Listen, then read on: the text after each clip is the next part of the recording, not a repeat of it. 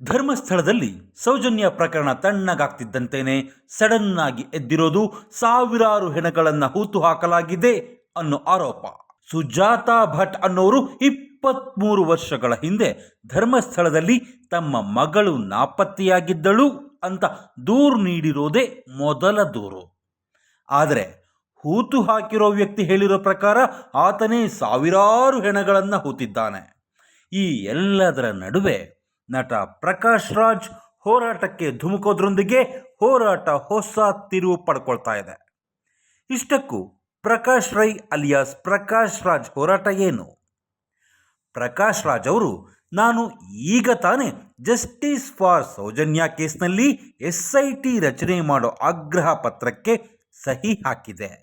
ಇದು ಕೇವಲ ಒಂದು ಕೇಸ್ ಅಲ್ಲ, ಧರ್ಮಸ್ಥಳ ಸುತ್ತಮುತ್ತ ಸೀರಿಯಲ್ ಕಿಲ್ಲಿಂಗ್ಸ್ ಆಗಿದೆ. ಹಲವರಿಗೆ ಸಮಾಧಿ ಕಟ್ಟಲಾಗಿದೆ, ಅರ್ಥಾತ್ ಹೂತು ಹಾಕಲಾಗಿದೆ. ಇದಕ್ಕೆಲ್ಲ ಒಂದು ಸ್ಪೆಷಲ್ ಇನ್ವೆಸ್ಟಿಗೇಷನ್ ಟೀಮ್ ರಚನೆ ಮಾಡಿ ತನಿಖೆ ಮಾಡಬೇಕು ಅನ್ನೋದು ಪ್ರಕಾಶ್ ರೈ ವಾದ. ಅಷ್ಟೇ ಅಲ್ಲ, ಅದಕ್ಕಾಗಿ 1,00,000 ಸಹಿ ಸಂಗ್ರಹ ಅಭಿಯಾನವನ್ನು ಕೈಗೆತ್ತಿಕೊಳ್ಳಲಾಗಿದೆ. ಸುಪ್ರೀಂ ಕೋರ್ಟ್ ಹಾಲಿ ಅಥವಾ ನಿವೃತ್ತ ನ್ಯಾಯಮೂರ್ತಿಗಳ ನೇತೃತ್ವದಲ್ಲೇ ತನಿಖೆ ನಡೆಯಬೇಕು ಅನ್ನೋದು ಪ್ರಕಾಶ್ ರೈ ಡಿಮ್ಯಾಂಡು. ಇಷ್ಟಕ್ಕೂ SIT ರಚನೆ ಆಗುತ್ತಾ? SIT ರಚನೆಗೆ ಒತ್ತಾಯ ಮಾಡಿ CS ದ್ವಾರಕಾನಾಥ್, S ಬಾಲನ್ ಅವರು CM ಸಿದ್ದರಾಮಯ್ಯ ಅವರಿಗೆ ಮನವಿ ಪತ್ರ ಸಲ್ಲಿಸಿದ್ದಾರೆ.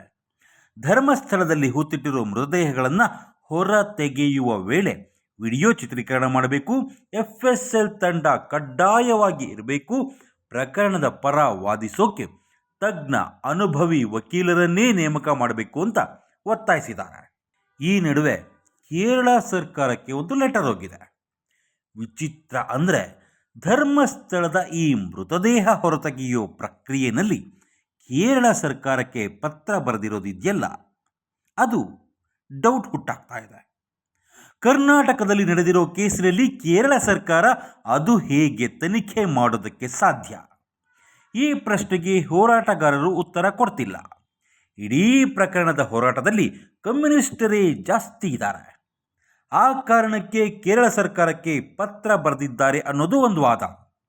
ಹೋರಾಟಗಾರರು ಸುಪ್ರೀಂ ಕೋರ್ಟಿಗೋ ಕೇಂದ್ರ ಸರ್ಕಾರಕ್ಕೋ ಪತ್ರ ಬರೆದಿದ್ರೆ ಅರ್ಥ ಆದರೂ ಇರ್ತಿತ್ತು. ಹೀಗಾಗಿ ಈ ಪತ್ರ ಹೋರಾಟಗಾರರ ಮೇಲೆ ಸಂಶಯ ಹುಟ್ಟುಹಾಕ್ತಿದೆ. ಈ ಮಧ್ಯೆ ಪ್ರಮುಖ ಸಾಕ್ಷಿಯ ಬ್ರೈನ್ ಮ್ಯಾಪಿಂಗ್ ಮಾಡೋಕ್ಕೆ ಪೊಲೀಸರು ಮನವಿ ಮಾಡಿದ್ದಾರೆ. ಧರ್ಮಸ್ಥಳದಲ್ಲಿ ರಹಸ್ಯವಾಗಿ ಹಲವು ಶವಗಳ ಅಂತ್ಯಕ್ರಿಯೆ ನಡೆದಿದೆ.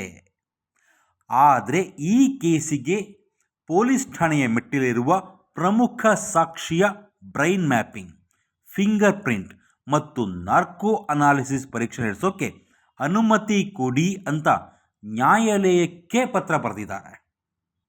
ಪ್ರಕರಣಕ್ಕೆ ಸಂಬಂಧಪಟ್ಟಂತೆ ಸುಪ್ರೀಂ ಕೋರ್ಟ್ನಲ್ಲಿ ಅರ್ಜಿ ಸಲ್ಲಿಸಲಾಗಿತ್ತು. ಆದರೆ ಧರ್ಮಸ್ಥಳದ ಮತ್ತು ದಕ್ಷಿಣ ಕನ್ನಡ SP ಸೇರಿದಂತೆ ಇಲ್ಲಿನ ಪೊಲೀಸ್ ಅಧಿಕಾರಿಗಳಿಗೆ ಈ ದೂರು ಕೊಟ್ಟವರು ಸುಪ್ರೀಂ ಕೋರ್ಟ್ಗೆ ಅರ್ಜಿ ಹಾಕಿದ್ದೀವಿ ಅನ್ನೋ ಮಾಹಿತಿಯನ್ನೇ ಕೊಟ್ಟಿರಲಿಲ್ಲ. ಹೀಗಾಗಿ ಕಾನೂನು ಪ್ರಕ್ರಿಯೆ ಏನಿದೆಯೋ ಅದರ ಪ್ರಕಾರನೇ ನಡೀತೀವಿ ಅಂತ ದಕ್ಷಿಣ ಕನ್ನಡ ಜಿಲ್ಲಾ ಪೊಲೀಸರು ಡಿಸೈಡ್ ಮಾಡಿದ್ದಾರೆ.